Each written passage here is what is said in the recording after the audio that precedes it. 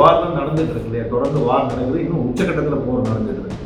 அப்படி இருக்கும்போது தங்கம் வந்து ஒரு ஆப்போசிட் டைரக்ஷனில் ஒரு எதிர்மறையான, அதாவது கீழ் நோக்கி நகர்வதற்கு என்ன காரணம், அது வந்து எல்லாருடைய மனதிலையும் ஒரு நிச்சயமாக இந்த ஒரு சந்தேகம் வரும். ஏன்னா நம்ம எப்போதுமே என்ன சொல்லியிருக்கோம், போர் பதட்டம் வந்தாங்க ஒரு நிச்சயமற்ற தன்மை அன்சர்டனிட்டியாக இருக்கும்போதெல்லாம் ஒரு தங்கம் விலை ஏறுன்னு சொல்லும்போது இப்போ எப்படி டவுன்வர்ட் ட்ரெண்டில் பயணிக்குது அப்படின்னு பார்த்தாங்க. அதுக்கு முக்கியமான காரணம் வந்து பணவீக்கத்தை கட்டுப்படுத்துவதற்காக நிச்சயமாக வட்டி விகிதங்களை உயர்த்துவதற்கான வாய்ப்புகள் இருக்கின்றன. அதாவது நம்ம ஏற்கனவே எதிர்பார்த்து 2026 வந்து கிட்டத்தட்ட ஒரு 2 முறை வந்து அமெரிக்காவுடைய ஃபெடரல் ஆனது வட்டி விகிதங்களை குறைக்கும் என்று நாம் எதிர்பார்த்து கொண்டிருந்தோம். ஆனால் இப்போதைய காலகட்டத்தில் இந்த பணவீக்கத்தை கட்டுப்படுத்துறதுனா ஒரே ஆயுதம் வந்து மத்திய வங்கிகிட்ட இருக்கிறது, வட்டி விகிதத்தை உயர்த்துவது தான். தங்கத்தினுடைய விலை ஏறும்போது கட்டுக்கடங்காமல் ஒரே திசையில் நடக்கும். ஆனால் ஒரு தடவை ஒரு உச்சத்தை தொட்டு விட்டு அதன் பிறகு ஒரு ப்ராஃபிட் புக்கிங் வந்துச்சுன்னா 30% 40% விழுந்துச்சுன்னா அதுலேருந்து மறுபடியும் புதிய உச்சத்துக்கு செல்லணும்னாக்கா ஒரு ஸ்டேஜ்லேயும் அதுக்கு வந்து ஒரு ப்ராஃபிட் புக்கிங் வந்துகிட்டே இருக்கும். 1 கிராம் இந்த நம்ம 22 கேரட் நம்ம சொல்கிறோம் இல்லையா, அது வந்து இன்றைக்கி ரேட் வந்து பார்த்திங்கன்னா 12,400 ரூபா அந்த ரேஞ்சில் இருக்குது. இது வந்து இன்னும் 2,000 ரூபாய்க்கு கிட்டத்தட்ட ஒரு 10,000 ரூபாய்க்கு கீழே வந்துட்டு தான் அதுக்கப்புறம் தான் இது மேற்கொண்டு நடுவதற்கான வாய்ப்புகள் இருக்குது.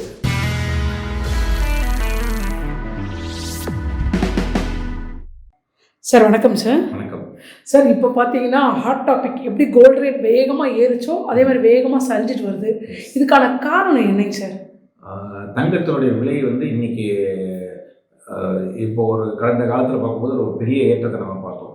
இந்த ஏறி வந்த பாதையை முதல்ல பார்க்கணும். முதல்ல நம்ம எந்த காரணத்தின் அடிப்படையில் இந்த தங்கத்தினுடைய விலை ஏற்றம் கண்டது அப்படின்னாக்கா, கிட்டத்தட்ட நம்ம ஏற்கனவே இந்த ப்ரோக்ராம் நிறைய வீடியோவில் சொல்லியிருக்கோம். என்னன்னாக்கா அமெரிக்காவுடைய வட்டி விகிதங்கள் குறைந்து காணப்பட்டது, அப்புறம் மத்திய வங்கிகள் வந்து தொடர்ந்து முதலீடு செய்தது, அப்புறம் அதுக்கப்புறம் வந்து ரஷ்யா உக்ரைன் வார் வந்தது, அதுக்கு அடுத்ததாக ட்ரேட் வார் வந்தது, அதுக்கு அடுத்தது இப்போ நம்ம சமீபத்திய ஈரான் இஸ்ரேலுடைய வார்.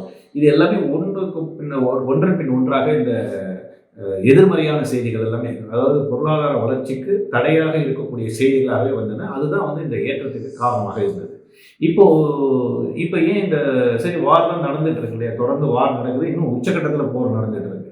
அப்படி இருக்கும்போது தங்கம் வந்து ஒரு ஆப்போசிட் டைரக்ஷனில் ஒரு எதிர்மறையான, அதாவது கீழ் நோக்கி நகர்வதற்கு என்ன காரணம், அது வந்து எல்லாருடைய மனதிலையும் ஒரு நிச்சயமாக இந்த ஒரு சந்தேகம் வரும். ஏன்னா நம்ம எப்போதுமே என்ன சொல்லியிருக்கோம், போர் பதட்டம் வந்தாக்கா ஒரு நிச்சயமற்ற தன்மை அன்சர்டனிட்டியாக இருக்கும்போதெல்லாம் தங்கம் விலை ஏறுன்னு சொல்லும்போது இப்போ எப்படி டவுன்வர்ட் ட்ரெண்டில் இது பயணிக்குது அப்படின்னு பார்த்தாக்கா, அதுக்கு முக்கியமான காரணம் வந்து சந்தைகள் ஒரு 2-3 காரணம் சொல்லலாம். எப்போதும் இந்த மாதிரியான ஒரு போர் பதட்டம் வரும்போது என்ன ஆகுனாக்கா, உங்களுக்கு பொருளாதாரம் வந்து ஸ்தம்பித்திடும். பொருளாதாரம் ஸ்தம்பித்தனா என்ன ஆகுனாக்கா, அதுக்கு அடுத்தது பணவீக்கம்ங்கிறது நிச்சயமாக வரக்கூடிய ஒரு செய்தியாக இருக்கும். அதாவது மார்க்கெட் எப்போதுமே வந்து அடுத்த மாதம் என்ன நடக்க வருது, அடுத்த 6 மாதத்தில் என்ன நடக்கும், அதுக்கப்புறம் 1 வருஷத்தில் என்ன நடக்குங்கிறத மார்க்கெட் எப்போதுமே வந்து எதிர்பார்த்து காத்திருக்கும். அப்படி இருக்கும்போது எல்லா எதிர்மறையான செய்திகளுக்கும் ஆல்ரெடி அது வந்து ஃபேக்டரின் ஆயிடுச்சு. கோல்டுடைய விலையில் அதனுடைய விலையில் எதிரொலிச்சு முடிஞ்சு போயிடுச்சு. இப்போது அடுத்ததாக என்ன நியூஸ் வரும் அப்படின்னு பார்த்தாக்கா, இந்த போர் பதட்டத்தினுடைய காரணமாக நிறைய இடத்துல எல்லா பொருட்களுடைய விலையும் ஏறப்போகுது. இது ஆல்ரெடி நம்ம வந்து பார்த்துட்டு தான் இருக்கோம். எல்லா நாடுகள்லையுமே பார்த்திங்கன்னா ஃபியூயல் ப்ரைஸ், அதாவது எரிபொருள் மீதான பணவீக்கம் வந்து பயங்கரமாக ஏறிட்டே இருக்குது. ஸோ இந்த மாதிரியான ஒரு பணவீக்கம் அதிகரிக்கும் போது என்ன நடக்கும், அடுத்தது வந்து வங்கிகள்லாம் என்ன முயற்சிகள் எடுப்பாங்க அப்படின்னு பார்த்தீங்கன்னா, இந்த பணவீக்கத்தை கட்டுப்படுத்துவதற்காக நிச்சயமாக வட்டி விகிதங்களை உயர்த்துவதற்கான வாய்ப்புகள் இருக்கின்றன. அதாவது நம்ம ஏற்கனவே எதிர்பார்த்தது 2026 வந்து கிட்டத்தட்ட ஒரு 2 முறை வந்து அமெரிக்காவுடைய ஃபெடரல் ஆனது வட்டி விகிதங்களை குறைக்கும் என்று நாம் எதிர்பார்த்து கொண்டிருந்தோம். ஆனால் இப்போதைய காலகட்டத்தில் இந்த பணவீக்கத்தை கட்டுப்படுத்துறதுனா ஒரே ஆயுதம் வந்து மத்திய வங்கிகள்கிட்ட இருக்கிறது, வட்டி விகிதத்தை உயர்த்துவது தான். ஸோ இது வந்து தங்கத்துக்கு ஒரு பெரிய ஒரு பேட் நியூஸ். ஸோ அதனால தான் வந்து இந்த போர் பதட்டம் உச்சம் நடந்துகிட்டே இருக்கும்போது கொஞ்சம் கொஞ்சமாக அதில் ஒரு ப்ராஃபிட் புக்கிங் வர ஆரம்பிச்சிருச்சு. இதில் இன்னொன்று என்ன நடந்ததுன்னா, இந்த கடந்த 2 நாட்களில் பார்த்தீங்கன்னா டாலருடைய மதிப்பு, அமெரிக்க டாலருடைய மதிப்பானது கிட்டத்தட்ட எப்போதும் நம்ம ஒரு 15 நாளைக்கு ஒரு 3 வாரத்துக்கு முன்னாக, அதாவது இந்த போர்லாம் ஆரம்பிப்பதற்கு முன்பாக எங்கே இருந்ததுனாக்கா 98 97 வரைக்கும் இருந்தது. ஆனால் இந்த போர் உச்சக்கட்டத்தை நெருங்கும் போது என்னன்னா டாலருடைய மதிப்பு உயர துவங்கியது.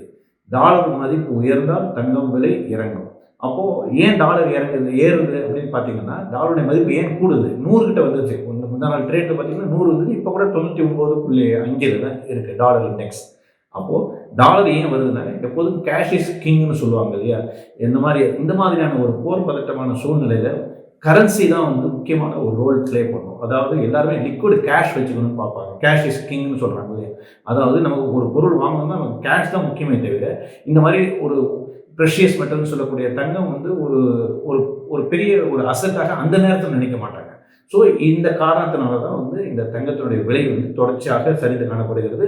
கிட்டத்தட்ட $5,500 இப்போ வந்து இன்னைக்கு வர்த்தகத்தில் $4,400 குறைவாக கிட்டத்தட்ட இறங்கி வர்த்தகம் நடைகிறது. கிட்டத்தட்ட $1,000 மேலாக சரிவு. ஸோ இந்த தங்கத்தினுடைய விலை சரிவுங்கிறது வந்து பெரிய அளவில் மேற்கொண்டு தொடர்வதற்கான வாய்ப்புகள் நிறைய இருக்கின்றன. சரி, இப்போ நீங்கள் தங்கத்தோட விலை இனி வரும் காலத்துலையும் தொடருன்றீங்க. சரிவு அப்படிங்கிறது இனிமேல் கண்டிப்பாக இருக்குது. ஆல்ரெடி கோல்டு 23% இறங்கிருச்சு, சில்வர் 45% இறங்கிருச்சு. இதுக்கு மேலே விலை குறையுமாங்க சார்? நிச்சயமாக. அதை தான் சொல்கிறேன். இதுக்கு முக்கியமான அடிப்படை காரணங்கள் எல்லாமே நம்ம ஏற்கனவே இந்த வீடியோவில் சொல்லியிருக்கோம். கிட்டத்தட்ட ஒரு 6-7 பாயிண்ட் வந்து தங்கத்துக்கு பாசிட்டிவாக இருந்தது. எல்லாமே இப்போதைய காலகட்டத்தில் 1 by 1 வந்து நெகட்டிவாக மாறிக்கிட்டே வருது.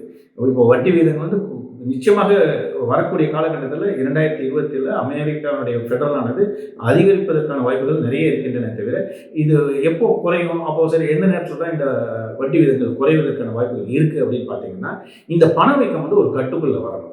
அதாவது அமெரிக்காவுடைய பணவீக்கம் வந்து கிட்டத்தட்ட 2% என்ற அளவுக்கு அவங்களுடைய இலக்கு இருந்தது. இப்போ இருக்கிற இந்த போருக்கு அப்புறமா பார்த்தீங்கன்னா நிச்சயமாக வரக்கூடிய டேட்டா, இன்னும் அடுத்த மாதம்லாம் வரக்கூடிய டேட்டாவை பார்க்கும்போது நிச்சயமாக மேலே அதிகரிப்பதற்கான வாய்ப்புகள் இருக்கின்றன. அப்போது அவங்க வந்து இந்த வட்டி விகிதத்தை உயர்த்த தான் முயற்சி செய்வாங்க. அது வந்து மறுபடியும் இந்த 2 கிட்ட வரும்போது தான், அதாவது 2% என்ற அளவிற்கு வட்டி விகிதம், அதாவது பணவீக்கத்தினுடைய ரேஷியோ இருக்கும்போது அதன் பிறகு தான் வந்து இந்த வட்டி விகிதங்களை குறைக்கலாமா இல்லையாங்கிறத பற்றி தான் வந்து யோசனை பண்ணுவாங்களே தவிர, அது வரைக்கும் அந்த இன்ட்ரெஸ்ட் ரேட்டை பற்றியான சப்ஜெக்ட் வரப்போவதே கிடையாது. ஸோ இப்போதைய காலகட்டத்தில் அடுத்த 6 மாதங்களுக்கு பார்த்தோம்னா நிச்சயமாக ஒரு பணவீக்கம் என்பது தவிர்க்க இயலாத ஒரு டேட்டாவாக தான் வரப்போகுது. இது தங்கத்தினுடைய விலையில் கண்டிப்பாக பிரதிபலிக்கும். ரெண்டாவது, இந்த மாதிரியான காலகட்டத்தில் என்ன பண்ணுவாங்கன்னா, ஒரு சிறிய ஏற்றம் வந்தால் கூட ஒரு பவுன்ஸ் பேக் ஆகுதுன்னு வச்சுங்களேன். இப்போ அந்த $4,400 இன்னும் ஒரு 200 $4,600 வந்ததுன்னா உடனே ப்ராஃபிட் புக்கிங் வரும். எப்போதுமே வந்து முதல் தடவையாக தங்கத்தினுடைய விலை ஏறும்போது கட்டுக்கடங்காமல் ஒரே திசையில் நடக்கும். ஆனால் ஒரு தடவை ஒரு உச்சத்தை தொட்டு விட்டு அதன் பிறகு ஒரு ப்ராஃபிட் புக்கிங் வந்துச்சுன்னா 30% 40% விழுந்துச்சுன்னா அதுலேருந்து மறுபடியும் புதிய உச்சத்துக்கு செல்லணும்னாக்கா ஒரு ஸ்டேஜ்லேயும் அதுக்கு வந்து ஒரு ப்ராஃபிட் புக்கிங் வந்துகிட்டே இருக்கும். ஏன்னா ஏற்கனவே இப்போ $4,500 $4,700 $5,000 வாங்கினவங்க எல்லாம் எல்லாருமே வந்து இனிமேல் இது போதும், இப்போதைக்கு இதுலேருந்து வெளியில் வர்றதுக்கு தான் முயற்சி செய்வார்களே தவிர நிச்சயமாக அதை கொண்டு மேற்கொண்டு இது நகரும்னு சொல்லி வெயிட் பண்ண மாட்டாங்க. ஸோ இது வந்து ஒரு அது வந்து ஹியூமன் நேச்சரில் வரக்கூடிய, அதாவது நம்முடைய பிஹேவியர் ஃபினான்ஸில் இது ஒரு ஒவ்வொருத்தருடைய அணுகுமுறை. அந்த சங்கத்தின் மீதான ஒரு சந்தையிலையோ இல்லாட்டி ஸ்டாக் மார்க்கெட் இருக்கட்டும், எல்லாமே வந்து ஒரு விதமான மனநிலை சார்ந்த முடிவுகள் வந்து இதில் வந்து எதிர்மறையாக போவதற்கான வாய்ப்புகள் இருக்கின்றன. இது மட்டும் இல்லை, தங்கத்தினுடைய விலை சரிவதற்கு அடுத்த காரணம் வந்து கச்சா எண்ணெய் வந்து கிட்டத்தட்ட பிரெண்ட் வந்து $110 நைமெக்ஸ் க்ரூட் பார்த்தீங்கன்னா 103 104 வர்த்தகம் நடைகிறது. ஸோ இந்த ஆயில் வந்து இவ்வளோ பெரிய விலை கொடுத்து வாங்கக்கூடிய நிலையில் இன்றைக்கு உலக பொருளாதாரம் இல்லை. அதாவது உலக பொருளாதாரத்தில் வந்து இந்த மாதிரியான ஒரு விலை ஏற்றத்தை சந்திப்பதற்கான திராணி இல்லைன்னு தான் நம்ம சொல்லணும். ஏன்னா எல்லா நாடுகளுமே பெரிய சிக்கல் இருக்காங்க. இந்த காலகட்டத்தில் போய் இந்த மாதிரியான ஒரு கச்சா எண்ணெய் அதிகமாக விலை கொடுத்து வாங்குவதுங்கிறது என்பது எந்த நாடுகளுக்குமே இன்னைக்கு முடியாத காரியமாக இருக்கிறது. உலக அளவில் இன்னொன்று சொல்கிறேன், கிட்டத்தட்ட நம்ம ஐரோப்பிய நாடுகள்லையும் சரி எல்லா இடத்துலையுமே வந்து பவர் கிரைசஸ் அதிகமாக, அதாவது மின்சாரத்தினுடைய பவர் ரிலேட்டட் காஸ்ட் இருக்கு இல்லையா, ஒரு நிறுவனம் ஒரு தொழிற்சாலை தொடங்குனா அதுக்கான பவர் காஸ்ட் வந்து பெரிய அளவில் அதிகமாக இருக்கிறது. அந்த சிக்கல் இருக்கும்போதே இப்போது இந்த கச்சாயினுடைய விலை என்பது ஒரு டிரான்ஸ்போர்ட் ஆகட்டும் அல்லது உற்பத்தி சார்ந்த இயற்கை எரிவாயு நேச்சுரல் கேஸ் ஆகட்டும் எல்லாத்தினுடைய விலை ஏறும்போது எந்த தொழில்களும் நடப்பதற்கான வாய்ப்புகள் மிகப்பெரிய ஒரு தேக்க நிலையை நோக்கி நடவதற்கான காரணங்கள் இருக்கின்றன. ஸோ இந்த கச்சாயினுடைய விலை வந்து கட்டுக்குள்ளே வரணும், பணவீக்கம் கட்டுக்குள்ளே வரணும். வந்தால் மட்டும்தான் வந்து இந்த இன்ட்ரெஸ்ட் ரேட்டுங்கிற ஒரு ரோல் வந்து குறைவதற்கான வாய்ப்புகள் இருக்குது. அது வரைக்கும் இல்லைன்னு தான் நம்ம பார்க்கணும். இதுதான் வந்து அடுத்த 6 மாதங்களுக்கு இந்த தங்கத்தினுடைய விலை சரிவதற்கான சான்சஸ் இன்னும் ப்ராபபிலிட்டி இன்னும் அதிகமாக இருக்குன்னு நான் சொல்லுவேன். சார் இப்போ நீங்கள் சொன்னீங்க அடுத்த 6 மாதத்துக்கு நிலைமை இப்படி தான் இருக்கும். அதுக்கான காரணம் சொன்னீங்க. கச்சா எண்ணெயோட விலை உயர்வு, அமெரிக்காவோட இன்ட்ரெஸ்ட் ரேட்டு, ப்ளஸ் பணவீக்க விகிதம். இப்போ இது 3மே இந்தியாவோட பொருளாதாரத்தை பாதிக்கிற முக்கியமான காரணிகள். அப்போ இந்தியாவில் கோல்டு ரேட் எவ்வளோ வரைக்கும் சரிய வாய்ப்பு இருக்குங்க சார்? ஏன்னா நீங்கள் கோல்டு ரேட் சரிஞ்சாலுமே இங்கே ருப்பி வந்து டாலருக்கு ஈக்குவலாக ருப்பியோட இது வந்து ஜாஸ்தியாக இருக்குது. அப்படிங்கிறப்ப இங்கே விலை ஜாஸ்தியாக தானே சார் இருக்கும் தங்கத்தோட விலை? எஸ், நீங்கள் சொல்கிறது நிச்சயமாக உண்மைதான். அதாவது நம்மளுடைய இதில் வந்து என்ன ஒரு சப்போர்ட்டிங் ஒரு செய்தியாக என்ன இருக்குது, இந்த தங்கம் விலை சரிவதற்கு ஒரு தடுப்பானாக எது இருக்குன்னு பார்த்தீங்கன்னா, நம்முடைய இந்திய ரூபாயினுடைய மதிப்பு வந்து அமெரிக்க டாலருக்கு நிகராக தொடர்ந்து சரிந்து காணப்படுகிறது. மற்ற நாடுகளுடைய கரன்சி எல்லாம் அப்ரிஷியேட் ஆகும்போது இந்தியாவுடைய ரூபாய் மட்டும் அமெரிக்க டாலருக்கு நிகராக தொடர்ந்து சரிவை தான் சந்தித்து வருகிறது. 88லேருந்து 90, 92, 93 வரைக்கும் இப்போ நம்ம வந்து இன்னைக்கு வர்த்தகம் நடைபெற்று வருகிறது. ஸோ ருப்பியினுடைய டிப்ரிஷியேஷன் வந்து ஓரளவுக்கு இதுக்கு வந்து சப்போர்ட் பண்ணணும் தான் நான் நினைக்கிறேன். பட் இது எல்லாமே வந்து ஒரே திசையில் இருக்குமா அப்படின்னாக்க நிச்சயமாக இருப்பதற்கான வாய்ப்புகள் இல்லை. ஏன்னா இது ஒரு எக்ஸ்ட்ரீம் எண்டு. அதாவது சந்தையில் எப்போதுமே வந்து எதிர்மறை செய்திகள் வரும்போது ஒரே திசையில் பயணிக்கும். அதே மாதிரி ஒரு பாசிட்டிவாக நியூஸ் வரும்போது ஒரே மாதிரியே போகும். இரண்டுமே ஒரு எல்லையில் வந்து உச்சத்தில் போகும்போது டவுன் சைடாக இருந்தாலும் சரி, அப் சைடில் இருந்தாலும் சரி, இது ரொம்ப நீடிப்பதற்கான வாய்ப்புகள் மிக மிக குறைவு. இப்போதைய சமீபத்தில் செய்தியில் பார்த்தீங்கன்னா நம்ம இந்த ஒளிப்பதிவு நடக்கும்போது பார்த்தீங்கன்னாக்க கிட்டத்தட்ட கச்சா எண்ணெய் வந்து $100 இறங்குவதாக செய்திகள் வந்துள்ளன. இதெல்லாம் இனிமேல் வரக்கூடிய நாட்களில் இந்த தங்கத்தினுடைய விலையாகட்டும் அல்லது கச்சா எண்ணெயுடைய விலையாகட்டும் எல்லாமே வந்து ஓரளவுக்கு கட்டுக்குள் வரும்னு நான் நினைக்கின்றேன். இது வரும்போது தான் நம்முடைய வந்து இந்த ப்ரைஸ், அதனால் எப்போதுமே வந்து நம்ம அதிகமான விலை இருக்கும்போது வாங்கக்கூடாது அப்படிங்கிறதுக்கான நிச்சயமாக நம்ம வந்து நம்முடைய முடிவுகளை தள்ளி போட வேண்டிய ஒரு தருணத்தில் இருக்கும்போது அதை தள்ளி போட்டு தான் ஆகணும். குறைவாக இருக்கும்போது வாங்குவதற்கான முயற்சிகளை மேற்கொள்ளணும். சரி, இப்போ நீங்கள் சொன்னீங்க இனிமேல் தங்கத்தோட ரேட் வந்து ஃபால் சைடில் தான் இருக்கும் அப்படின்ட்டு. விலை உயரும் போது எல்லாருமே ஒரு பவுன் தங்கம் வந்து 2 லட்ச ரூபா போயிடும் அப்படின்னாங்க. இப்போ தங்கத்தோட விலை குறைஞ்சதுன்னா எவ்வளோ வரைக்கும் குறையும்? இப்போ ஒரு இன்வெஸ்டர் வாங்கணும்னா இப்போ தங்கத்தை வாங்குறதுக்கான சான்ஸ் ஆகுது? நிச்சயமாக இப்போ நம்ம இந்த கரெக்ஷனுக்கு தான் நம்ம வந்து வெயிட் பண்ணியிருந்தோம். ஆக்சுவலி இது வந்து இந்த கரெக்ஷனில் வாங்கலாமான்னு நிச்சயமாக வாங்கலாம், நான் வாங்கக்கூடாதுன்னு சொல்லலை. பட் இதுக்கப்புறமும் சரிவதற்கான வாய்ப்புகள் இருக்குது. அதனால தான் நம்ம வந்து சிப்பு முறையில், அதாவது பகுதியாக நம்முடைய முதலீடு வந்து 1 லட்ச ரூபா இருக்குன்னாக்கா நீங்கள் ஒரு 10% எவ்வளோ இறங்குதோ அந்த அளவுக்கு நீங்கள் வந்து ஒரு சரிவையும் பயன்படுத்தி கொண்டு நம்ம வந்து வாங்கலாம். பட் இது வந்து நீண்ட கால முதலீட்டுக்கு தான் நான் சொல்ல வரேன் தவிர இது உடனடியாக மறுபடியும் மேலே நோக்கி செல்லுமா அப்படின்னாக்கா நிச்சயமாக அதற்கான வாய்ப்புகள் மிக மிக குறைவாக தான் இருக்குது. ETF முதலீடுகளை மேற்கொள்ளலாம். அல்லது ஆபரண தங்கம் தான் வேணும் அப்படிங்கிறவங்களும் அவங்களுடைய தேவையை கருதி அதனுடைய எந்த குவான்டிட்டி அவங்களுக்கு வேணுமோ அந்த அளவுக்கு மட்டும் முதலீடு செய்யலாம். இது வந்து இனிமேல் வந்து புதிய உச்சத்தை தொடுவதற்கான வாய்ப்புகள் என்பது நிச்சயமாக இல்லை என்று நான் கருதுகிறேன். இந்த தங்கத்தினுடைய அடுத்த கேள்வி என்ன எல்லாருக்கும் வரும்னாக்கா, எது வரைக்கும் இந்த வந்து தங்கத்தினுடைய சரிவு நீடிக்கும் அப்படிங்கிறது ஒரு கேள்வி இருக்கும். இதுக்கு வந்து என்னுடைய கணிப்பில் நான் பார்க்குறது வந்து கிட்டத்தட்ட 1 கிராம் இந்த நம்ம 22 கேரட் தங்கம் சொல்கிறோம் இல்லையா, அது வந்து இன்றைக்கி ரேட் வந்து பார்த்திங்கன்னா 12,400 ரூபா அந்த ரேஞ்சில் இருக்குது. இது வந்து இன்னும் 2,000 ரூபாய்க்கு கிட்டத்தட்ட ஒரு 10,000 ரூபாய்க்கு கீழே வந்துட்டு தான் அதுக்கப்புறம் தான் இதை மேற்கொண்டு நகர்வதற்கான வாய்ப்புகள் இருக்குது. ஸோ முதலீட்டாளர்கள் வந்து இப்போ 12,400 இருக்குது, அதுக்கடுத்து ஒரு 11,500 வருது, 10,000 வருதுனாக்கா அந்தந்த நேரத்தில் கொஞ்சமாக நம்முடைய போர்ட்ஃபோலியோ வந்து பில்ட் பண்ணுறது நல்லது. ஸோ இதை உடைச்சிட்டு தான் வரும் தான் நினைக்கிறேன். ஒரு சரிவு ஆரம்பமானால் அந்த சரிவு வந்து நிறுத்துவதற்கு கொஞ்சம் காலம் பிடிக்கும். ஸோ இந்த சரிவை பயன்படுத்தி கொண்டு முதலீடுகளை மேற்கொள்ளலாம். நிச்சயமாக இந்த சரிவு நீடிக்கும் என்பதில் சந்தேகமில்லை. சரி, இவ்வளோ நேரம் நம்ம தங்கத்தை பற்றி பேசணும். தங்கம் எவ்வளோ வேகமாக ரேலி ஆச்சோ அதே ஈக்குவலுக்கு சில்வரோட ப்ரைஸும் ஆச்சு. இப்போ சில்வரும் டவுன்ஃபாலில் இருக்குது.